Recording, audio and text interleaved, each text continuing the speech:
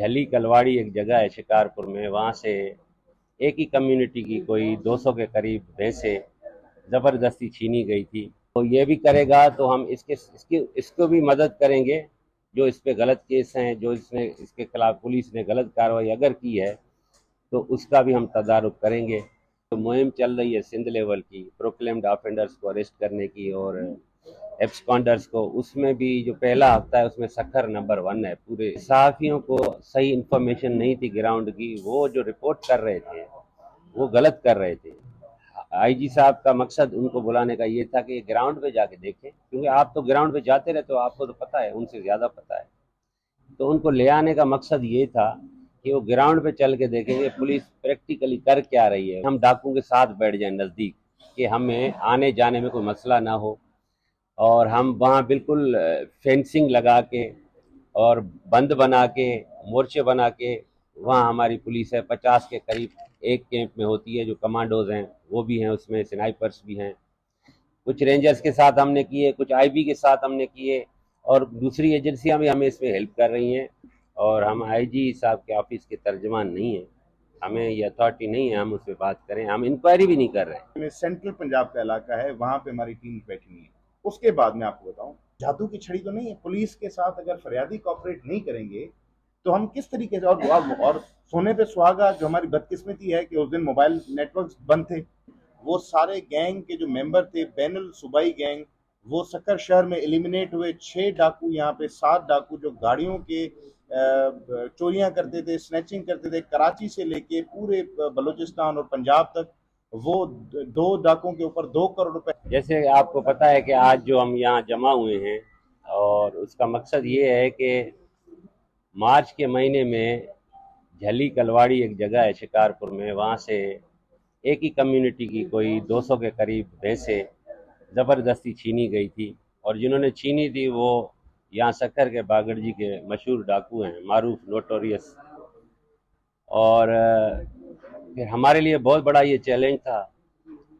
उसमें मैं खराज तहसीन पेश करूंगा एसएसपी सक्कर और इनकी टीम को, जिन्होंने रात दिन एक करके और ये 100% रिकवरी भी की है, उसके साथ ऑपरेशन भी किया है, और साथ साथ जो फसलें नहीं उठाने दे रहे थे इन लोगों को वो डाकू, वो फसलें भी उठवाईं और भैंसें भी रिकवर की, और 2 इनाम याफ्ता डाकू भी उसमें पकड़े। तो ये बहुत बड़ी कार्रवाई है, और मुझे बड़ी मुसरत है और खुशी है कि मैं एसएसपी सक्खर की जो मेहनत है उसको अप्रिशिएट कर रहा हूँ, और हमें ये मौका मिला है। और मैं मुबारकबाद दूंगा उस कम्युनिटी के जितने भी लोग आए हैं, जिन्होंने हमें बहुत ही इज़्ज़त दी है और अप्रिशिएट किया है सक्खर पुलिस की जो कार्रवाई है उसको। तो 2 महीने लगातार हमने इस पे काम किया है, और जो पकड़े गए हैं डाकू, एक का नाम हेमू है, दूसरे का नाम वजीर जतोई है।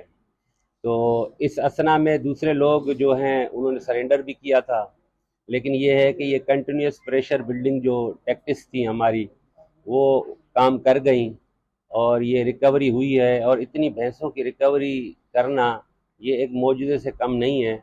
मैं दोबारा खराज तहसीन पेश करूंगा सक्कर पुलिस को, क्योंकि आजकल मोटरसाइकिल जाती है तो उसको भी रिकवर करना मुश्किल है पक्के से, कच्चे से भैंसों को रिकवर करना ये बहुत बड़ी एक कार्रवाई है पुलिस की। और मेरा ख्याल है कि इस तरह अगर कार्रवाइयाँ चलती रहेंगी तो एक बहुत बड़ी अच्छी डिटरेंस क्रिएट होगी। और बाकी इक्का दुक्का जो डाकू बचे हैं बागड़ जी में, इंशाल्लाह ताला उनकी एलिमिनेशन तक या सरेंडर तक हमारी कार्रवाइयाँ चलती रहेंगी। और हम पूरी तरह बागड़ जी के कच्चे में, जैसे दूसरी जगह पे भी हम कर रहे हैं, घोटकी में, खैरपुर में, गवर्नमेंट की और लॉ की रिट हम इस्टेब्लिश करेंगे। और वहाँ के जो मकीन लोग हैं उनकी हम हर दफ़ा और हर दम मदद करेंगे, जितनी हमारी कैपेसिटी है उससे ज़्यादा। बाकी इसके साथ साथ दूसरी भी पुलिस ने बहुत ज़बरदस्त कार्रवाई की है। और एक बहुत बड़ा गैंग था कार स्नैचिंग का, जिससे 3 कारें भी रिकवर की हैं, और 4 कारें की हैं, और 4-5 गैंग मेंबर भी ज़ख्मी हालत में पुलिस ने पकड़े हैं। उसमें बलूचिस्तान के लोग भी हैं और सिंध के लोग भी हैं। वो भी बहुत बड़ी कार्रवाई है। डिटेल्स हमारी प्रेस रिलीज में हैं। देखिए, ये सारे जो डाकुओं का गैंग था, ये जतोई कम्युनिटी के अतरानी कम्युनिटी है उसके लोग थे, और ये कलवड़ कम्युनिटी की भैंसें इन्होंने उठाई थी।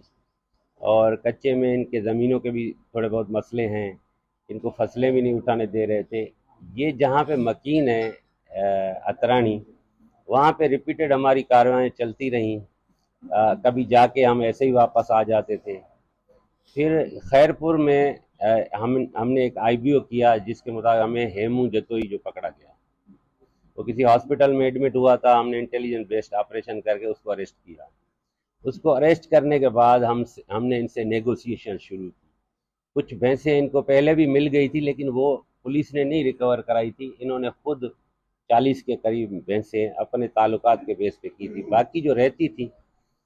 फिर उस प्रेशर जो बिल्ड हुआ हमारा उसकी अरेस्ट के बाद, तो उसमें जो वज़ीरों ने भी सरेंडर किया, और भैंसें इनके पास ही थी।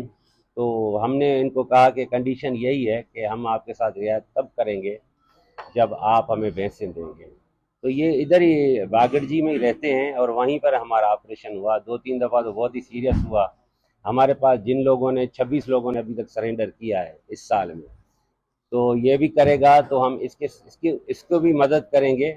जो इस पे गलत केस हैं, जो इसके खिलाफ पुलिस ने गलत कार्रवाई अगर की है, तो उसका भी हम तदारुक करेंगे। तो ये सारा बागड़जी में मसला था, और वहीं से ही हुआ है। अब सक्कर शहर में जबकि फोर्सफुल एबडक्शन होती थी, अब हमारे पास एक भी बंदा नहीं है जो कि अगवा हो या एबडक्टेड हो। दूसरा सबसे बड़ा यहाँ पे प्रॉब्लम था हाउस रॉबरीज का। अब अल्हम्दुलिल्लाह पिछले 1.5 साल में हमारे पास एक हाउस रॉबरी रिपोर्ट नहीं हुई। तीसरा सबसे बड़ा प्रॉब्लम था शहरियों की, आम लोगों की जो गाड़ियां चोरी होती थी। वो सारे गैंग के जो मेंबर थे, बैनुल सूबाई गैंग, वो सक्कर शहर में एलिमिनेट हुए। 6 डाकू, यहाँ पे 7 डाकू जो गाड़ियों के चोरियां करते थे, स्नैचिंग करते थे, कराची से लेके पूरे बलूचिस्तान और पंजाब तक।